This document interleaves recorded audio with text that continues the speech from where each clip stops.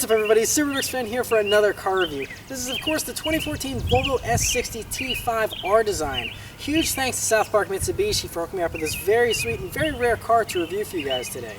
So about the Volvo S60, well, it was redesigned here for 2014 and looks very good. You know, this is supposed to compete against stuff like the Audi A4 and stuff like that, and it looks really nice. I think this is a little more understated than the Audi, which is a little more in your face, and it's a very clean and attractive design, especially in R trim here. You have the more aggressive pieces, such as the front bumper is a little more aggressive. You have the rear bumper has the diffuser in the back, and you have the nice little lip spoiler on the back, and you also have the metal mirrors here that look very nice. And this one has the optional wheels that look very cool as well. And in white especially, it's just a very clean looking car. Whereas for the interior of the Volvo S60 R design, it's a really nice place to be. So first thing, you sit down in these seats and they are magnificent seats. Really nice bolstering, and it's exactly what you want for a luxury car that's sporty. It holds you in really well. These bolsters are super beefy, but it's also it's loose enough and they're soft and comfortable at the same time. So they're very comfortable seats for driving around for long periods of time, and so it's really the perfect blend of sportiness and comfort, and I love them. I mean, they have the Alcantara inserts here, and the leather with the nice contrast stitching looks really great. Speaking of contrast stitching, the next thing is this wheel, which is also beautiful, and has the contrast stitching, and it also has the paddle shifters here that are metal, but strangely enough they're plastic on the back, so interesting there. But aside from that, the wheel is good, but it's also kind of interesting. So, it has nice 10 and 2 notches, but 9 and 3 grip is good, but it's kind of strange because the wheel is wider on the outside, and as you go in, it gets thinner. So your 9 and 3 grip is slightly awkward, and you kind of, it's just a really bizarre kind of grip. And, I mean, it still feels pretty good. You have a good grip on it. It's just, your fingers are kind of bent in a weird way. It's very hard to explain, but it's a little awkward, that's all I'll say. Next is the gauge cluster in the Volvo, which is one of my favorites outside of a supercar. So, it's just very futuristic, very high-tech feeling, and different than some of the other manufacturers that are just putting a big TV screen in front of you, basically. This still has the separations. It still feels like a regular gauge cluster, with the center metal trim there that encases your speedometer and tachometer, and then you have the other gauges to the right and the left flanking it. The right one there is not a boost gauge. It's a power gauge with a bar that goes up and down telling you how much horsepower you're making, but it's not, exact. It doesn't give you any numbers. It's just a bar. And so it's a little imprecise. I wish it was an actual boost gauge. That'd be a lot cooler in my opinion. Coming along to the center of the dashboard here, it's very nice. So it's very Volvo, very futuristic and clean and simplistic in the way that it looks. You have your volume knobs and your menu knob, and this is kind of weird. I'll go up to the screen in a minute, but the knob on the right here, that's all you use to scroll through the different menus. And in Android style, it has an OK button and then a back button. So you just hit back all the time to go back. So there's no, it's not a very intelligent knob. It's just a basic round knob with 2 buttons. Wish that was a little more elegant, or it was just touchscreen, which would make things a whole lot easier, but it's not. But this screen, while we're talking about it, is very nice. The menus do, remind me of the BMW menus a little bit, but it's very clean and nice looking. All the navigation maps are very crisp, and the graphics are all very nice. Coming down to the volume knobs and things like that, the volume knob is very cheap feeling, and it's actually loose plastic. It's not high quality at all in my opinion, especially for a car that's nearly 50 grand. Not impressed with that, but it's weird because it's like they deliberately made those 2 radio knobs like that, because you come down to the temperature knobs and they have a nice resistance and feel a little bit more substantial. As far as storage space goes in the Volvo, it's not bad. So first you have these map pockets here in the doors that unfortunately do not have a bottle holder, and then you also, coming along to the center here, one of the signature Volvo features is behind the center of the dashboard here. You have this large cubby that you can fit all kinds of stuff behind there, but it's kind of hidden, since it is behind, so it's a little hard to reach and access things in there, but it's cool to have that huge space though. It's very nice. And then you have the 2 cup holders, which also in the cup holder area you have your 1 power outlet, which is really bizarre that this car has a power outlet right next to where you keep all of your wet drinks. You think Volvo Volvo is very keen on safety, and so putting a power outlet near a wet area doesn't sound like a really good idea, but that's where it's at. And they're good sized cup holders, those, so that's good. And then you have the center console, which is square in shape and very deep though, so you can fit a good amount of stuff in there.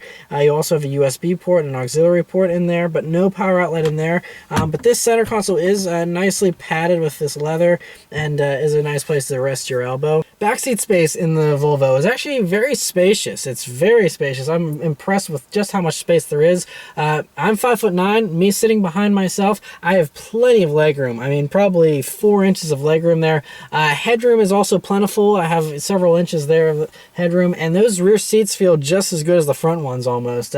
Same Alcantara inserts, and they even have side bolsters, so it's a really awesome back seat.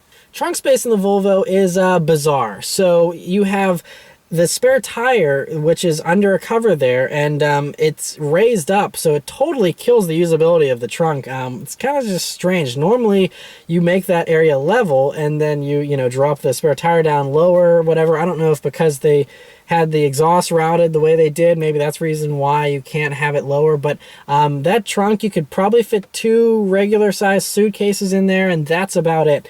It's just really strange. I opened it up and I was like, what is this, like, real? Is there something wrong here? Like, it really makes you scratch your head. All right, so start up and go for a drive. Volvos now are totally keyless with their entry and start here, at least this one is. So you just have a key fob, you leave it in your pocket, put your foot on the brake and hit the engine start button, and it hums here to life.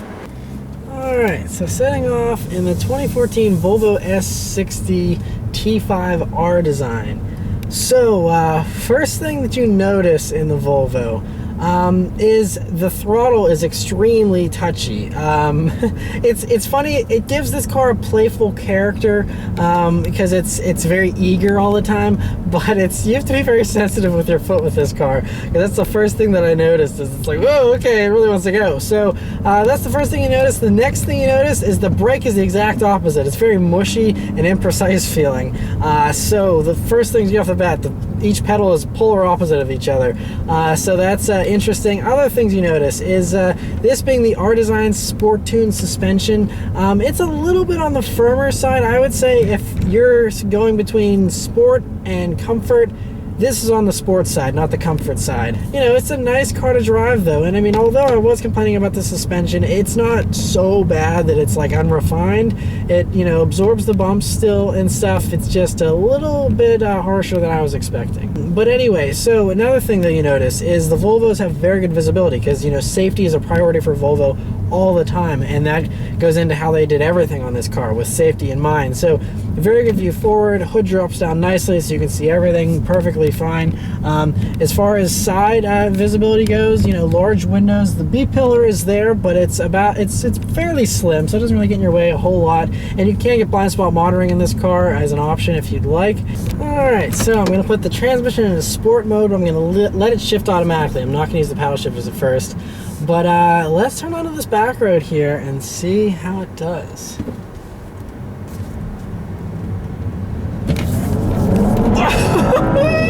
Yes, sir, it's quick.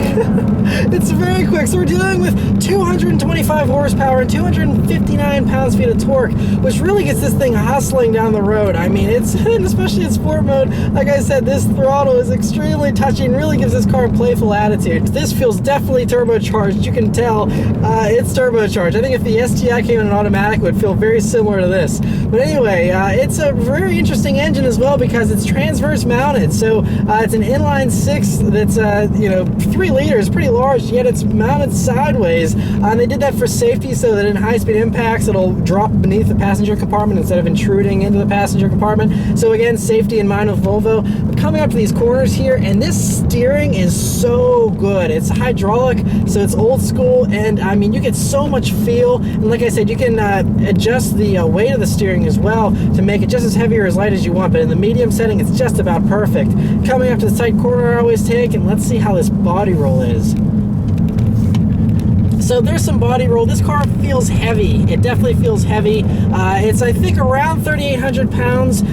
So it's not, the lightest out there, but it really doesn't hide its weight at all. I mean, it feels every bit of that weight, and I wish it had a little sharper handling than it does.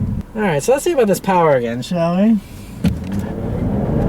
Just takes off.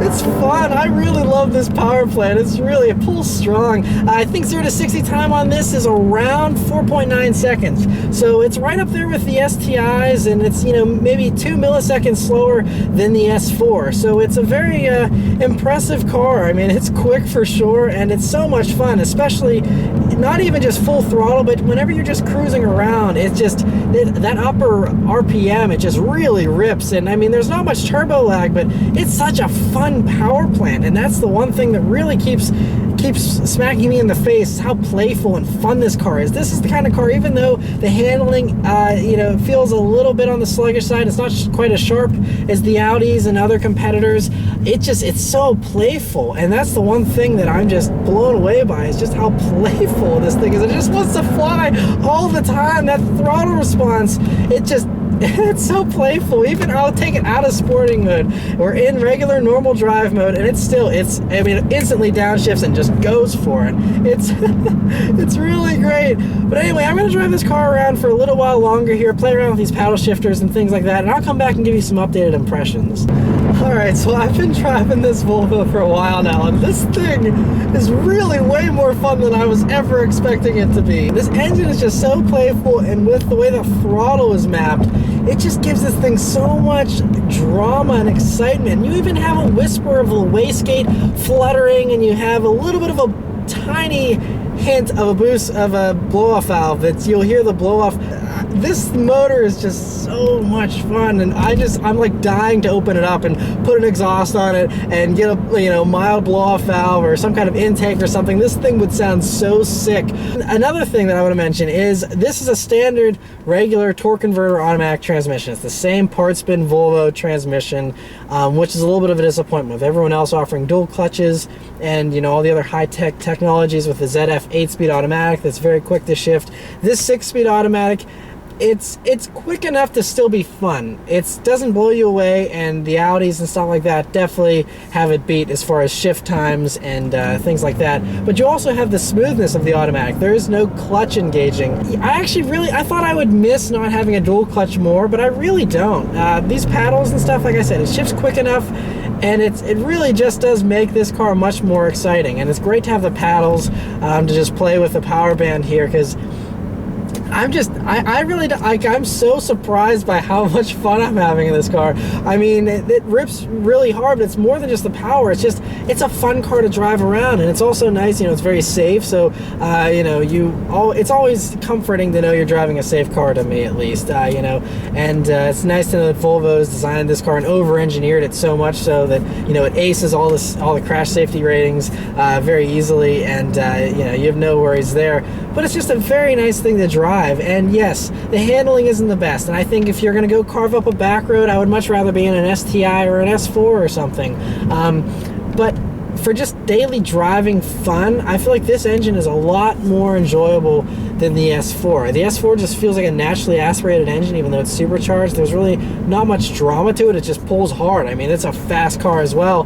But this, it's just that surging turbo that you have in this, but it still is usable around town. There's not much turbo lag, and it's still a very punchy motor in any part of the power band. But it's really fun. And of course, you have the all-wheel drive is standard on here on the S60s, and so you have that great all-wheel drive grip in this car. So I mean, you just always have instant traction. There's no guessing game. You're just so sure-footed all the time whenever you're driving this, and it's just, I really, really like this thing. And it's kind of similar to the Buick Regal GS in that it's a connoisseur's car. Most people do go and buy the Audi. Very few people are going to spend, you know, nearly $50,000 on one of these. Like this one's 48 grand as equipped. Of course, you can, you know, get rid of some of the options and the expensive wheels and cut it down a little bit. And that'll make it undercut the S4 a little bit and be a little cheaper.